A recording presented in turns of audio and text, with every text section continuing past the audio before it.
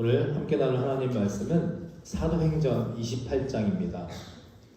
사도행전 28장 1절에서 6절까지의 말씀을 저와 한 절씩 교독하시면서 읽도록 하겠습니다. 사도행전 28장 1절 말씀을 제가 먼저 읽겠습니다. 우리가 구조된 후에 안즉 그 섬은 멜리데라 하더라.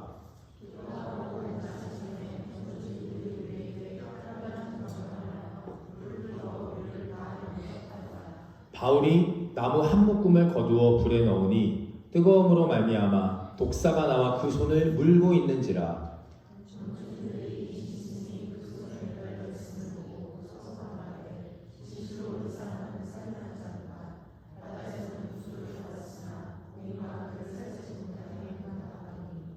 바울이 그 짐승을 불에 떨어버리매 조금도 상함이 없더라.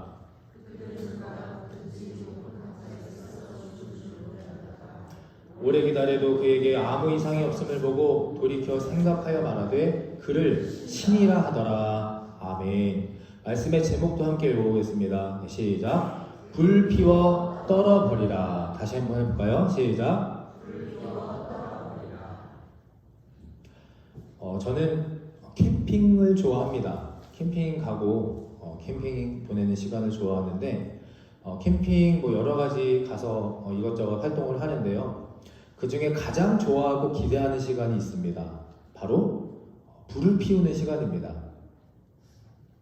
내 손으로 그 장작을 도끼로 이렇게 힘있게 쪼개고 또 춥고 어두움을 따뜻함과 밝음으로 불을 탁 붙여가지고 불이 붙을 때 그 탁탁 거리면서 타들어가는 소리, 그리고 그 타는 냄새, 그리고 어둠 속에 그 고요한 시간이 그동안 제 귀에서 아빠, 여보, 목사님 했던 그런 모든 그 소리들이 다 사라지면서 잡념들과 어떤 제 머릿속에 어려운 잡음들을 다 잊게 합니다.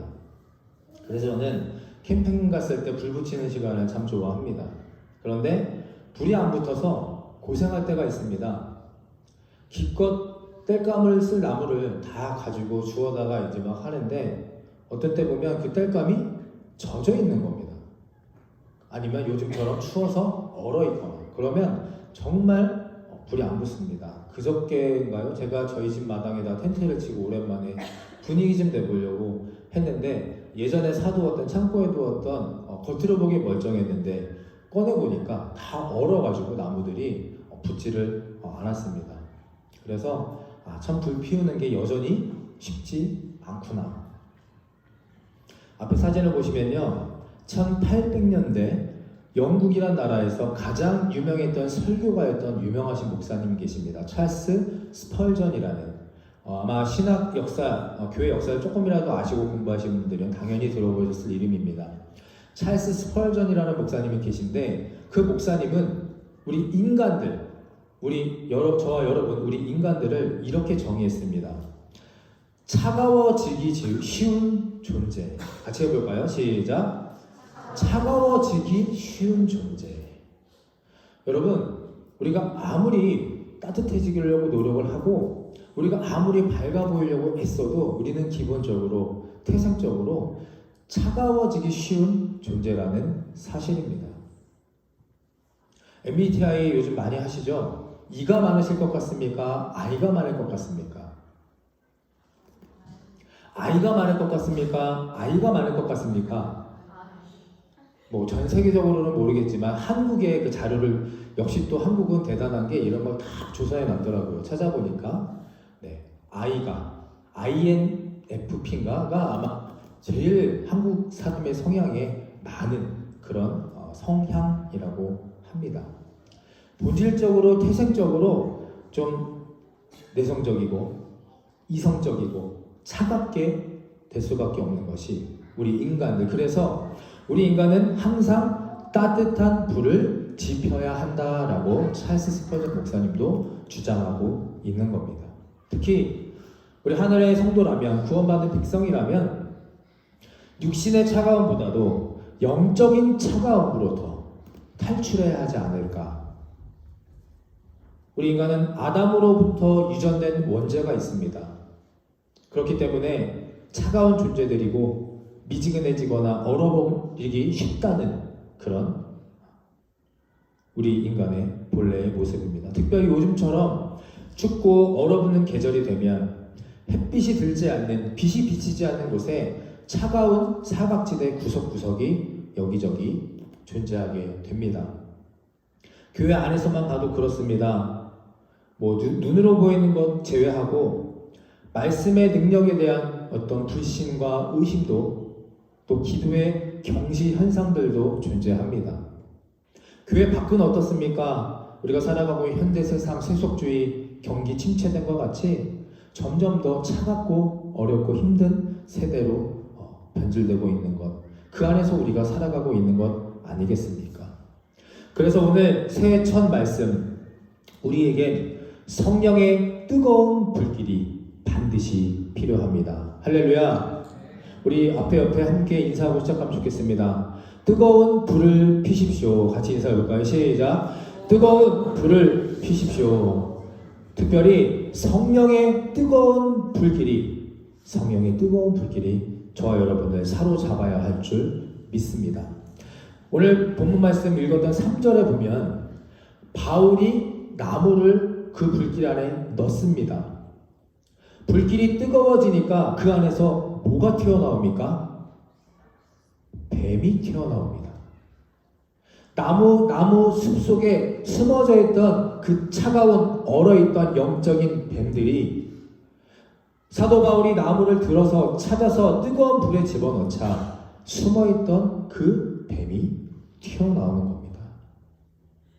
만약 우리가 이 차가움의 권세에 영적으로 육적으로 굴복하고 있는 그대로 작년과 똑같이 살아간다면 우리는 가장 먼저 심적으로 불안하게 될 것이고 육적으로 무기력해질 것이고 결국에는 영적 죽음에 이를 수밖에 없다는 사실을 오늘 말씀을 통해서 다시 한번 깨닫게 되시기를 간절히 축원합니다.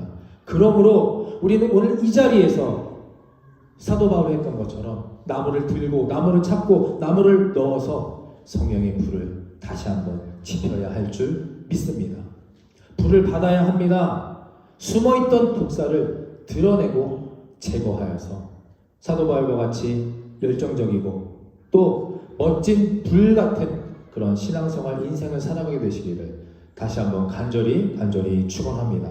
자, 그러기 위해서 어떤 불을 피워야 하겠습니까? 어떤 불을? 첫 번째 함께 있습니다. 시작. 다른 사람과의 균형을 위해서 불을 피워야 합니다. 다시 한번 해볼까요? 시작. 불을 피워야 하는데 어디 가서 엄한 데 가서 쓸데없는 헛수고하는 불을 피우는 것이 아니라 다른 사람들과의 균형을 맞추기 위해서 불을 피워야 합니다. 오늘 본문은 사도 바울이 전도 여행을 위해서 승선했던 그 배로서 268명과 함께 배에 탔죠. 근데 가는 길에 유라굴로라는 태풍을 만나서 무려 14일 동안 바다 망망대해를 떠돌다가 침몰하기 직전에 멜리네라는 섬에 표류하게 됩니다. 겨우겨우 목숨을 건졌는데 이제는 그 당시 날이 11월 추위와 비의 11월이었기 때문에 그 표류를 했으나 어려움과 목숨을 위협받는 그 상황에서 오늘 말씀처럼 하나님의 계시와 하나님의 도우심을 만나게 됩니다. 2절을 보면 제가 있습니다. 2절. 비가 오고 날이 참에 원주민들이 우리에게 특별한 동정을 하여 불을 피워 우리를 다 영접하더라. 특별한 동정입니다. 그냥 동정으로 이 사람들을 살리고 받아준 것이 아니라 특별한 동정. 성경 공부할 때 나누었습니다. 하나님의 계시에는 몇 가지 계시가 있습니까? 2가지. 하나님의 계시에는 2가지 계시가 있습니다. 첫 번째, 우리가 일상생활 속에서 자연스럽게 사람들의 말이나 흘러가는 우리 환경에 의해서 하나님을 느끼게 하는 사계절이 오고 봄, 여름, 가을, 겨울, 춥고 덥고 이런 모든 것들을 통해서 우리가 다 함께 알 수 있는 하나님이 만드셨고 하나님이 함께 하신다는 것을 알 수 있는 일반 계시가 있고 오늘 이 상황처럼 어떤 사건, 사람 어떤 물건, 환상과 기적 이런 것으로 하나님을 드러내시고 보여주시는 특별 계시가 있습니다. 특별 계시. 지금 이 사도 바울이 처한 상황은 원주민들로부터 특별한 영접을 받았다. 이것은 하나님께서 이들에게 특별한 계시를 주시고 하나님이 놀라운 기적의 역사하심이라는 것을 말씀을 통해 우리에게 알려주고 있는 겁니다. 그 특별 계시 두 가지 사건이 나오는데 첫 번째 사건은 바로 이 독사 사건입니다. 3절 바울이 나무 한 묶음을 거두어 불에 넣으니 뜨거움으로 말미암아 독사가 나와 그 손을 물고 있는지라. 바울은 나무를 넣다가 독사에게 손을 물렸습니다. 당시 그 원주민들, 그 멜리다라는 섬을 지배하고 있던 우상의 신은 디케라는 이방신이었는데 그 이방신을 뱀이 중요한 심판의 도구였습니다. 그러니까 뱀에게 물리면 이 사람이 죄가 있어서 죄에 대한 심판을 뱀으로부터 받는다. 물리면 독사니까 그 자리에서 즉사한다는 것이 이 섬의 멜리데 원주민들의 믿음이었습니다. 그런데 바울이 죽습니까? 죽지 않습니까? 사도행전 28장 5절 6절 함께 있습니다. 28장 5절 6절 시작. 바울이 그 짐승을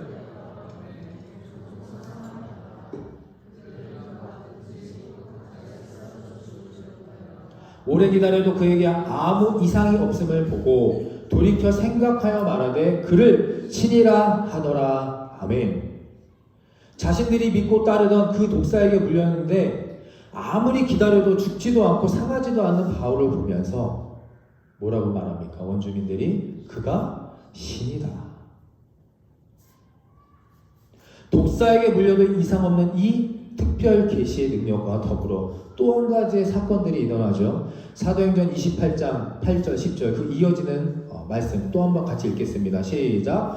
보블리오의 부친이 열병과 이질에 걸려 누워있거늘 바울이 들어가서 기도하고 그에게 안수하여 낫게 하매 이러므로 섬 가운데 다른 병든 사람들이 와서 고침을 받고 후한 예로 떠날 때에 우리 쓸 것을 배에 실었더라. 아멘.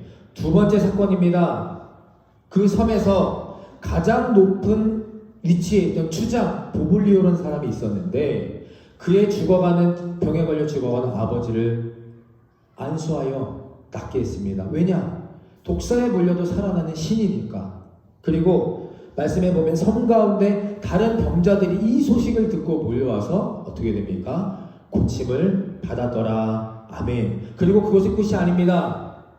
이것에 후한 예로 바울이 전도 여행을 떠날 때 필요한 것들을 배에 실었더라. 할렐루야. 할렐루야.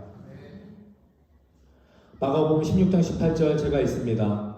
뱀을 집어 올리며 무슨 독을 마실지라도 해를 받지 아니하며 병든 사람에게 손을 얻은즉 나으니라 하시니라. 아멘. 하나님이 이미 성경에 약속하시고 예언하시고 기록해 놓으신 일이 특별 계시를 통해서 사도 바울을 통해서 그대로 일어난 줄을 믿으시기를 바랍니다. 이 모든 일 누가 시작했습니까? 바울입니까? 아니죠. 하나님이십니다. 당연히 하나님의 능력과 기적을 인도하심으로 하나님께서 보여주셨다. 이것이 제가 그동안 들었던 다른 설교 메시지였습니다. 근데 저는 이 말씀을 오늘 또다시 묵상하며 조금 더 깨달은 것이 있습니다. 사도행전 28장 3절 함께 있습니다. 시작. 바울이 나무 한 묶음을 거두어 불에 넣으니. 다시 한번 시작. 바울이 나무 한 묶음을 거두어 불에 넣으니라. 아주 짧은 이 한 구절의 표현이 바울은 이제 겨우 14일의 표류에서 목숨을 건지 이제 너무 추운 상황에서 조금 따뜻해진 상황 속에서도 자신을 위해 피워진 불 속에서 혼자 붙잡고 가만히 있었던 것이 아니라 다른 사람과의 공존을 위해 일어나 주위를 돌아보고 나무를 찾아 그곳에 나무를 집어넣어 성령의 연료를 공급했습니다.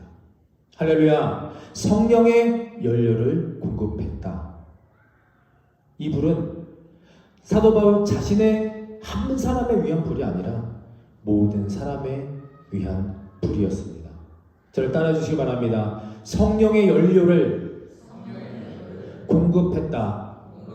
사도 바울은 타인을 위해서 나무를 넣는 그 순간 성령이 일하실 수 있는 그 연료를 공급했고, 뜨거운 불길이 타올랐고 자신도 살고 다른 사람도 살리고 하나님께 영광 돌리고 높이며 성 전체의 병자들을 살렸고, 멜리데 섬에 디케가 아닌 하나님이라는 야훼 여호와 하나님의 사랑과 복음을 전할 수 있었다는 사실입니다.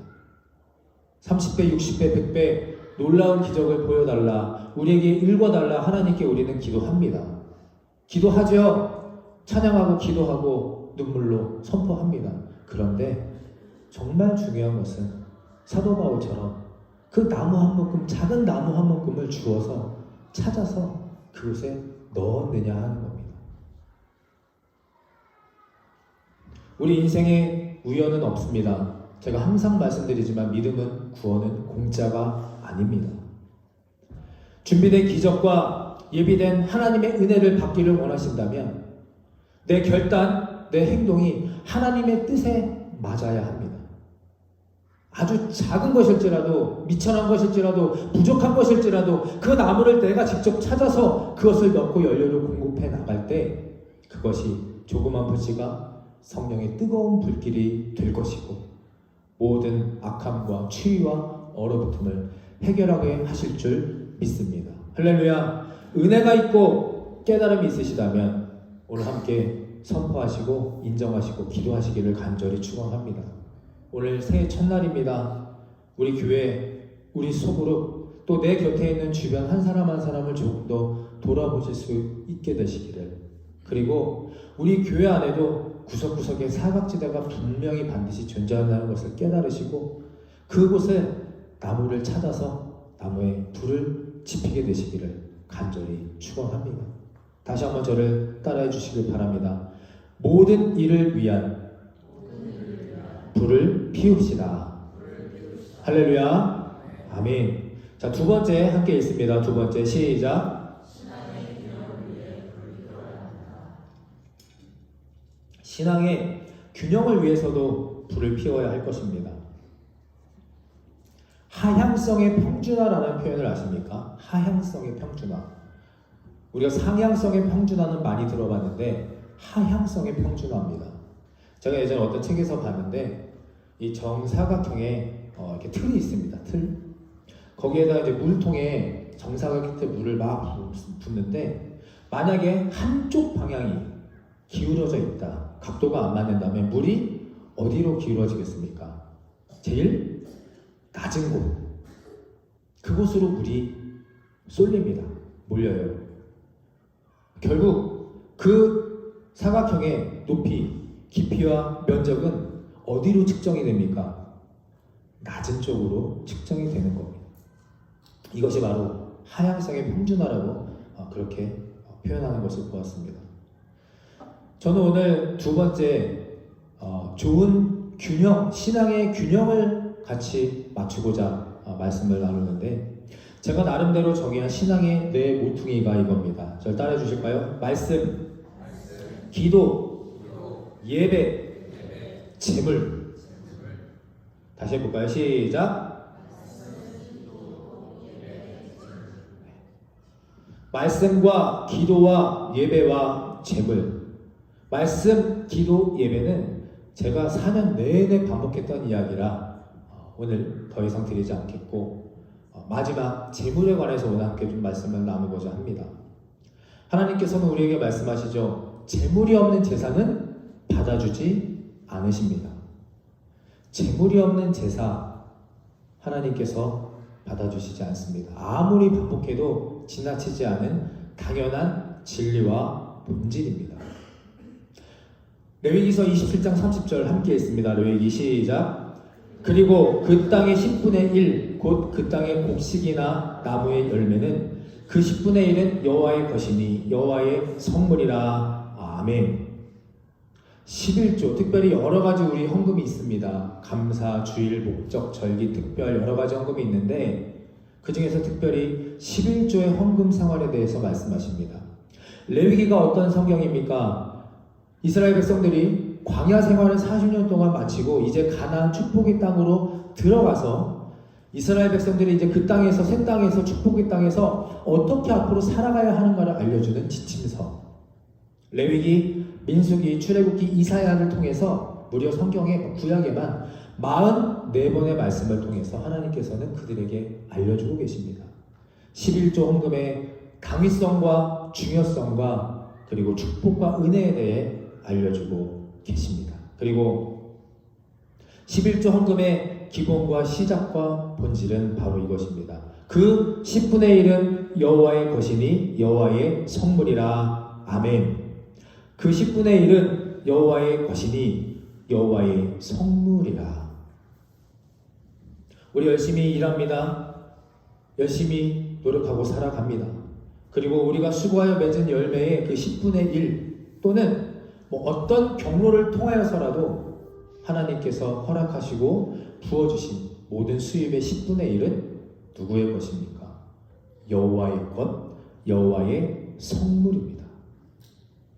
내 것이 아닙니다. 우리의 것이 아닙니다. 하나님의 것이라는 것입니다.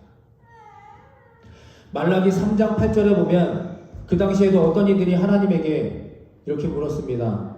11조 나는 했습니다. 난 다른 하나님께 드렸습니다. 그런데 왜 이것을 안 했다고 하십니까? 무엇이 잘못됐습니까? 라고 물었을 때 말라기 3장 8절의 말씀으로 하나님이 알려주셨습니다. 세 번역으로 함께 읽습니다. 말라기 3장 8절 시작. 사람이 하나님의 것을 훔치면 되겠느냐?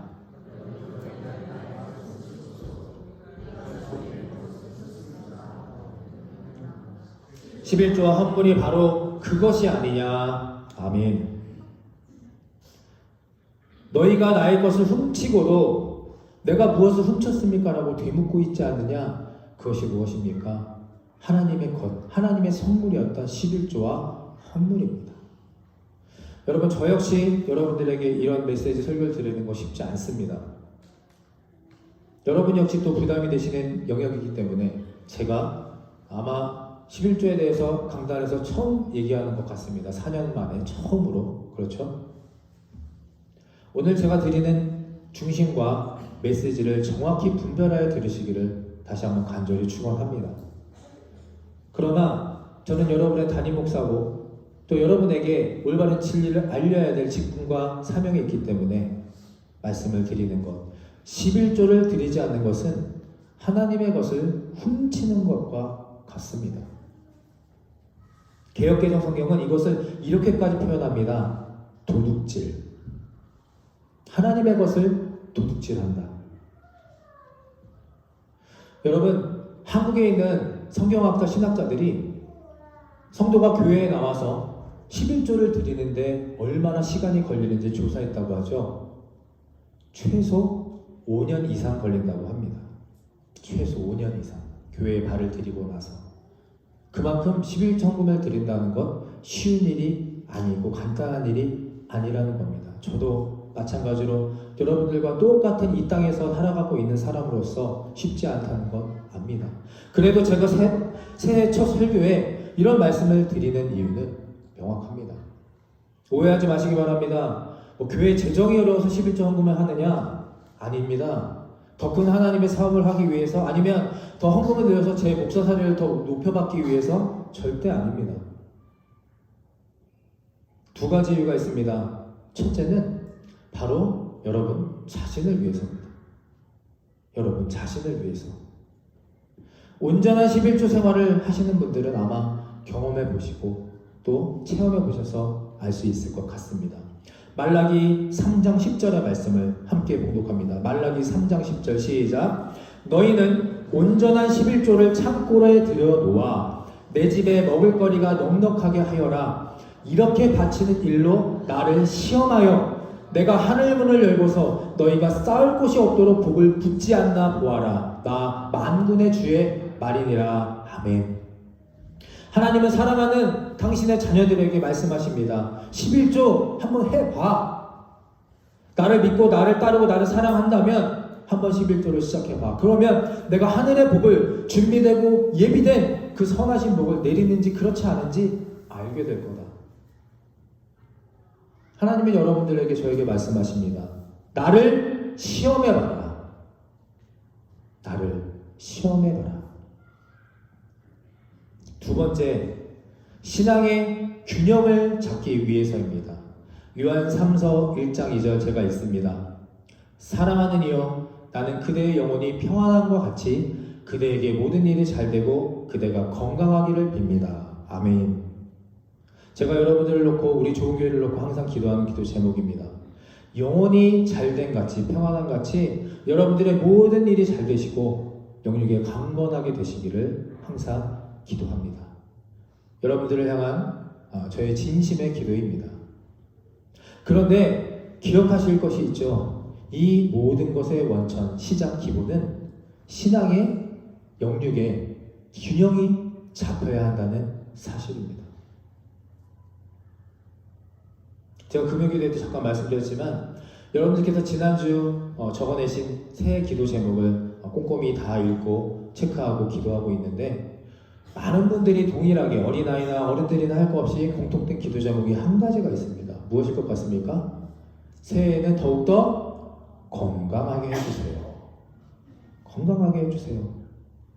근데 제가 바꿔서 한번 질문을 드려볼까요? 여러분 건강해서 뭐 하실 겁니까?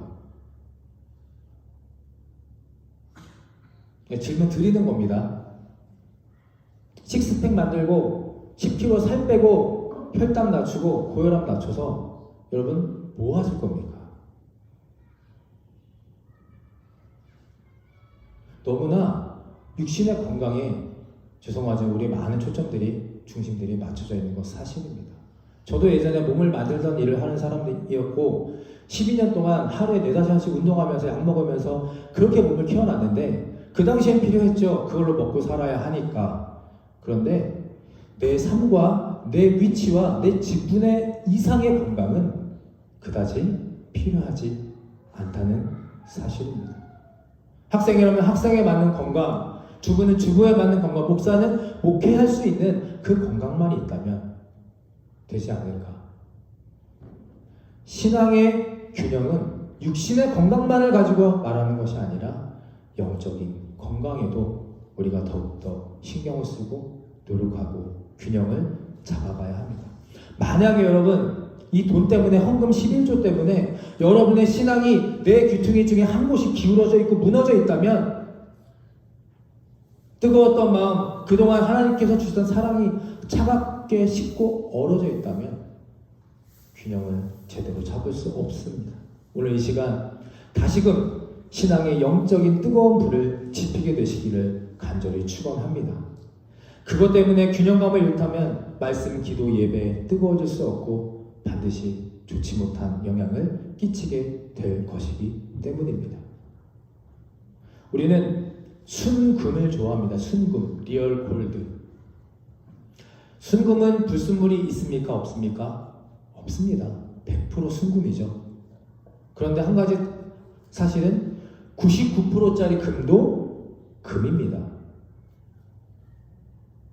14K도 18K도 금이에요. 하나님은 누구보다 나를 제일 잘 아십니다. 순금 100% 드리지 않아도 됩니다. 때로는 이렇게 말씀하십니다. 내가 순금이 될 때, 내가 할 수 있을 때, 온전해질 때, 평안해질 때, 형통할 때 하나님께 드리겠습니다. 될까요? 죄송하지만 제가 지금까지 보아온 경험으로는 되지 않습니다. 100만원에서 10만원 드리지 못하는 사람, 1000만원에서 100만원 드리지 못하는 사람, 절대로 1억에서 1000만원, 100억에서 10억 하나님께 드리지 못합니다. 하나님이 자녀에게 원하시는 것은 진실된 마음과 작은 정성, 그리고 사랑의 증표라는 사실입니다. 하나님은 우리에게 100% 다를 원하지 않으십니다. 특히 여기 있는 사랑하는 종교의 학생 청년 여러분 잘 들으시기를 바랍니다. 어렸을 적부터 11조와 다른 헌금들의 훈련과 생활이 되지 않는다면 절대 성인이 돼서 그것을 감당하기 어렵습니다. 지금부터라도 좋은 교회 담임 목사의 직분으로 여러분을 사랑하는 동역자로서 권면합니다. 명령, 강요, 협박이 아닙니다. 권면은 진심으로 권하고 충고하는 겁니다. 오늘 신앙의 불균형을 잡아가기 위해서 여러분들의 성령에 차가워져 있는 얼어붙어 있는 부분들을 성령의 불로 나무로 다시 한번 뜨겁게 지피게 되시기를 간절히 축원합니다. 잘 감당하고 계셨으면 올해도 변함없이 그렇게 하나님께서 주시는 복으로 유지하시고, 만에 하나 지금까지 못하신 분이 계시더라면 100% 순금이 아니어도 됩니다. 기도하시고 작정하시면서 아주 작은 일부분이라도 11조라는 헌금이라는 명목으로 주님의 것을 주님께 돌려드릴 수 있는 한 해가 되시기를 간절히 축원합니다. 요한삼서 1장 2절 말씀 제가 읽습니다. 사랑하는 자여, 내 영혼이 잘된 같이 내가 범사에 잘되고 강건하기를 내가 간구하노라. 아멘. 육신의 이 땅의 모든 것이 잘되기 위해서는 당신들의, 여러분들의, 나의 영혼이 잘 되어야 할 것입니다. 할렐루야. 찬양하겠습니다.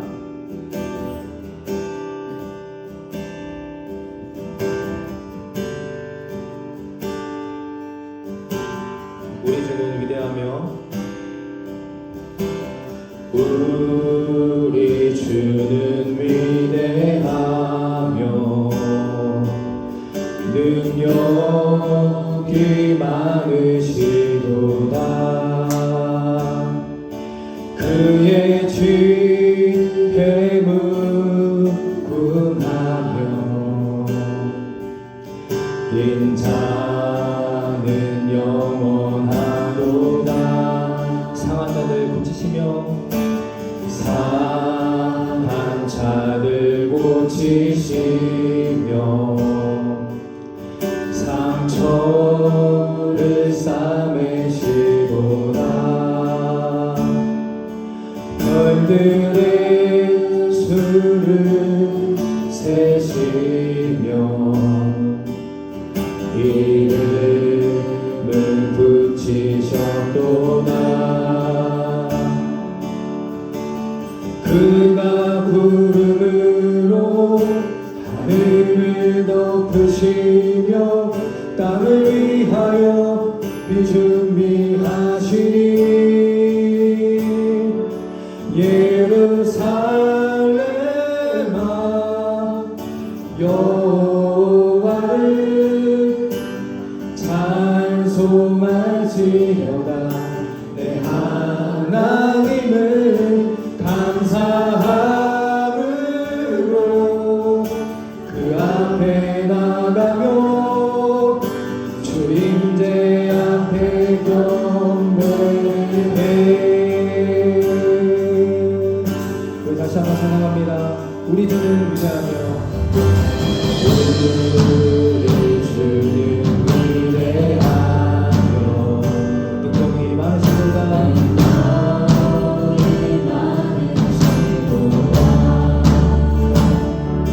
그의 지혜에 무궁하며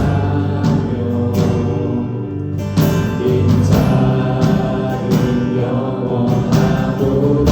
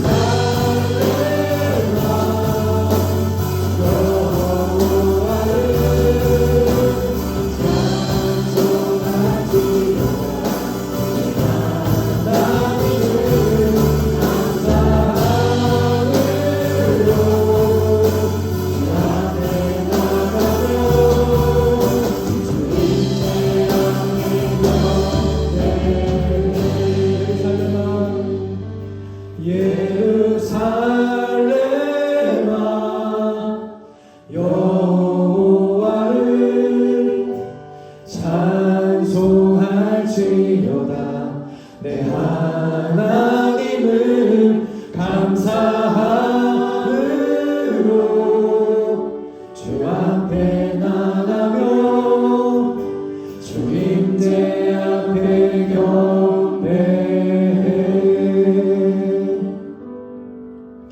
이 시간 눈을 감으시고 우리 두 손을 모아 가슴에 모으시고 우리 함께 기도하면 좋겠습니다. 우리 각자 새해 시작하는 소망, 기도 제목, 바라는 것들, 하고자 하는 모든 것들이 있을 겁니다. 근데 그 전에 지금 나의 신앙생활과 믿음의 균형이 잘 갖춰져 있는지 먼저 돌아보면 좋겠습니다. 준비되지 않은 자에게 기회 없습니다. 우연은 없습니다. 믿음도 공짜가 아닙니다. 우리가 부족하고 연약하다는 부분을 깨달으셨다면, 알고 있다면 그것을 채워나가고, 부족하다면 하나님의 능력과 지혜를 구하고 우리 영적인 신앙의 균형을 맞춰가게 되시기를 간절히 바라고 축원합니다. 하향성의 평준화가 아니라 상향성의 평준화로 우리 2024년 한 해가 우리 조교수가 모든 이들에게 하나님의 복이 되고 스승이 되고 축복이 되고 영광이 되는 삶과 믿음이 되게 하며 주시옵소서. 오늘 이 시간 그것을 결단하며 선포하며 하나님의 복을 주시는 시간 되시길 바라며 주여 한번 하시고 간절히 기도하며 나아갑니다. 주여